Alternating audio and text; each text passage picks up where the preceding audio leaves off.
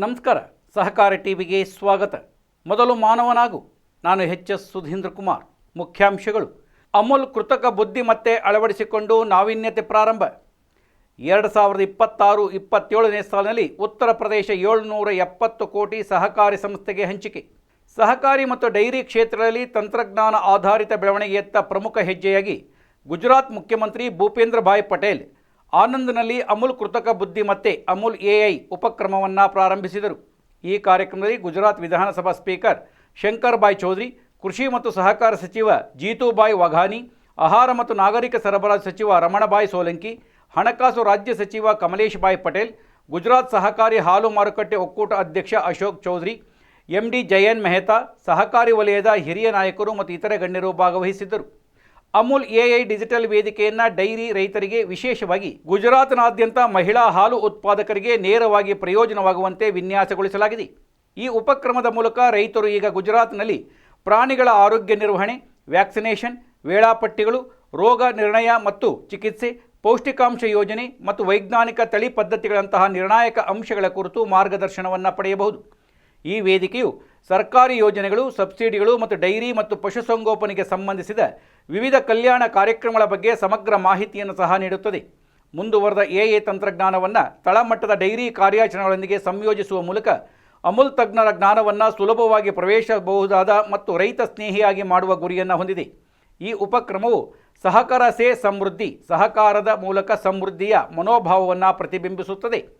ಇದು ಹಾಲು ಉತ್ಪಾದಕರು ಉತ್ಪಾದಕತೆಯನ್ನು ಸುಧಾರಿಸಲು, ಅಪಾಯಗಳನ್ನು ಕಡಿಮೆ ಮಾಡಲು ಮತ್ತು ಅವರ ಆದಾಯವನ್ನು ಹೆಚ್ಚಿಸಲು ಅನುವು ಮಾಡಿಕೊಡುತ್ತದೆ. ಎಐ ಚಾಲಿತ ಅಪ್ಲಿಕೇಶನ್ ಗುಜರಾತ್ನ ದೃಢವಾದ ಸಹಕಾರಿ ಪರಿಸರ ವ್ಯವಸ್ಥೆಯನ್ನು ಮತ್ತಷ್ಟು ಬಲಪಡಿಸುತ್ತದೆ ಮತ್ತು ಅದನ್ನು ಹೆಚ್ಚು ಪರಿಣಾಮಕಾರಿ, ಪಾರದರ್ಶಕ ಮತ್ತು ಸ್ಪಂದಿಸುವಂತೆ ಮಾಡುತ್ತದೆ ಎಂದು ನಿರೀಕ್ಷಿಸಲಾಗಿದೆ.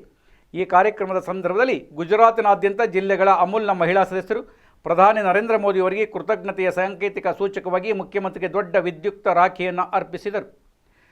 ಸಹಕಾರಿ ಮತ್ತು ಡೈರಿ ಕ್ಷೇತ್ರಗಳನ್ನು ಬಲಪಡಿಸುವ ಆದ್ಯತೆ ನೀಡುವ ಭಾರತ USA ದ್ವಿಪಕ್ಷೀಯ ವ್ಯಾಪಾರ ಒಪ್ಪಂದ ಮತ್ತು 2026-27 ಕೇಂದ್ರ ಬಜೆಟ್ ಸೇರಿದಂತೆ ಹಲವಾರು ರೈತಪರ ಉಪಕ್ರಮಗಳಿಗೆ ಅವರು ಮೆಚ್ಚುಗೆ ವ್ಯಕ್ತಪಡಿಸಿದರು.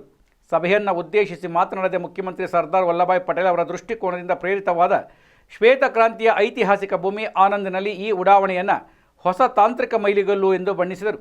ಪ್ರಧಾನಿ ನರೇಂದ್ರ ಮೋದಿಯವರ ದೂರದೃಷ್ಟಿಯ ನಾಯಕತ್ವದಲ್ಲಿ ತಂತ್ರಜ್ಞಾನ ನೇತೃತ್ವದ ಸುಧಾರಣೆಗಳು ಆರ್ಥಿಕತೆಯ ಪ್ರಮುಖ ವಲಯಗಳನ್ನು ಪರಿವರ್ತಿಸುತ್ತಿವೆ ಎಂದು ಅವರು ಒತ್ತಿ ಹೇಳಿದರು.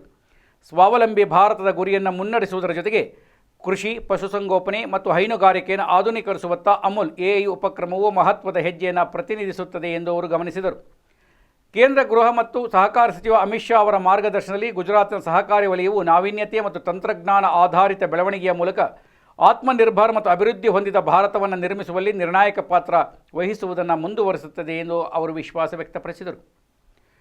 ಉತ್ತರ ಪ್ರದೇಶದ ರಾಜ್ಯ ವಿಧಾನಸಭೆಯಲ್ಲಿ 2026-27ನೇ ಸಾಲಿನ ಉತ್ತರ ಪ್ರದೇಶ ಬಜೆಟ್ ಮಂಡಿಸಿದ ಹಣಕಾಸು ಸಚಿವ ಸುರೇಶ್ ಖನ್ನಾ ಸಹಕಾರಿ ವಲಯಕ್ಕೆ ಪ್ರಮುಖ ಆರ್ಥಿಕ ಪ್ರೋತ್ಸಾಹವನ್ನು ಘೋಷಿಸಿದರು. ಹಂಚಿಕೆಗಳು ರು. 770 ಕೋಟಿ ಮೀರಿದೆ. ಭಾರತ ಸರ್ಕಾರದ ಪ್ರಯತ್ನಗಳ ನಂತರ ವಿಶ್ವಸಂಸ್ಥೆಯು 2025ನ್ನು ಅಂತಾರಾಷ್ಟ್ರೀಯ ಸಹಕಾರಿ ವರ್ಷವೆಂದು ಘೋಷಿಸಿದೆ ಎಂದು ಎತ್ತಿ ತೋರಿಸಿದ ಖನ್ನಾ, ಜಾಗತಿಕ ಉಪಕ್ರಮವನ್ನು ಔಪಚಾರಿಕವಾಗಿ ಪ್ರಾರಂಭಿಸಿದ ಮೊದಲ ರಾಜ್ಯ ಉತ್ತರ ಪ್ರದೇಶವಾಗಿದೆ ಎಂದು ಹೇಳಿದರು. PACS ಗಣಕೀಕರಣ ಯೋಜನೆಯಡಿಯಲ್ಲಿ ಹಂತ 1ರಲ್ಲಿ 1539 MPPSACಗಳನ್ನು ಮತ್ತು ಹಂತ 2ರಲ್ಲಿ 1523 ಆಯ್ಕೆ ಮಾಡಲಾಗಿದೆ. ಅನುಷ್ಠಾನಕ್ಕೆ ರು. 32 ಕೋಟಿಯನ್ನು ಪ್ರಸ್ತಾಪಿಸಲಾಗಿದೆ. ರೈತರನ್ನು ಬೆಂಬಲಿಸಲು ಬಡ್ಡಿ ಸಹಾಯಧನ ಯೋಜನೆಗೆ ಗಣನೀಯ ರು. 525 ಕೋಟಿ ಮೀಸಲಿಡಲಾಗಿದೆ. ರಾಸಾಯನಿಕ ಗೊಬ್ಬರಗಳ ಮುಂಗಡ ದಾಸ್ತಾನು ಖಚಿತಪಡಿಸಲು ರು. 150 ಕೋಟಿ ಹಂಚಿಕೆ ಮಾಡಲಾಗಿದೆ.